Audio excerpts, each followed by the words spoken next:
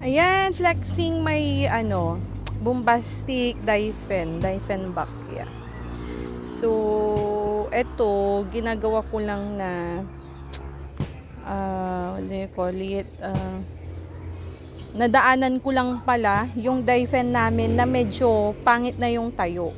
So, ang ginawa ko, inislice ko yung niya, yung trunk niya. Ayan o. Inislice ko ng siguro mga 2 inches. Then, 1, 2, 3, 4, 5, 6. Yan. Slice ko. I made 6 slices. Syempre, yung top cut, buhay na yun. Ito, yung mga tig 2 inches na ganito, tinusok ko dito sa isang empty pot. Then, ayan. After 1 month, ganyan siya. Yan, tinusok ko lang yung mga slices ng trunk niya. Ayan o, ganda diba? So, ayan, meron na kaming bombastic Diefen 1, 2, buhay na 3. Then, ayan o, meron siyang suloy dyan. 4. Then, ito o, palabas na rin. 5. And then, yung isa, wow, successful lahat. Ayun, meron siya o, ito, this one. Yan. So, ibig sabihin, yung 2, 4, 6 slices ko, successful. Palabas na lahat ng new leaves niya. O, di ba? Ang galing ko. So, ayan pong gawin ninyo sa mga sa mga Diefen nyo, ang bilis-bilis magparami. Yan, ang ganda ni Bombastic, di ba? Ganyan lang siya.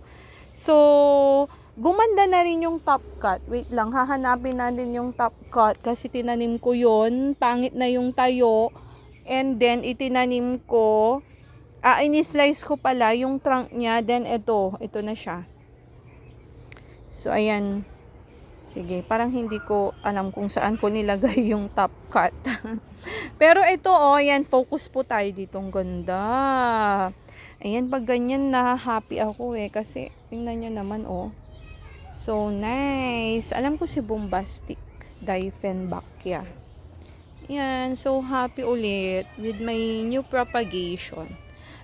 Sinave ko lang siya, si Diefen namin, para maging maganda. At the same time, naparami ko pa siya, di ba?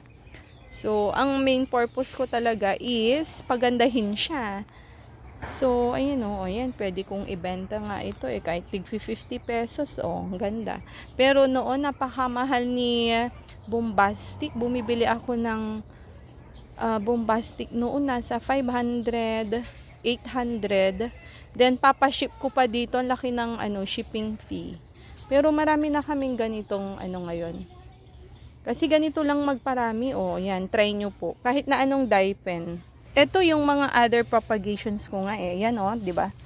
Tingnan nyo, ayan. So, kung gusto niyo magparami, ganyan lang siya yan lang yung mga propagations ko, di ba?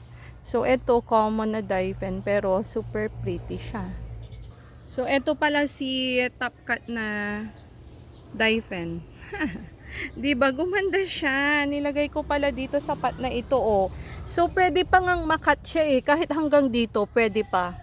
Ayan, Look at this, guys, Yan, ganda. So, sharing my, yung propagation ko ng Bombastic Diefenbach. Yan, di ba? So, nice. So, gumanda na siya. Ang ganda ng tayo niya. At the same time, naparami ko. Yan, guys.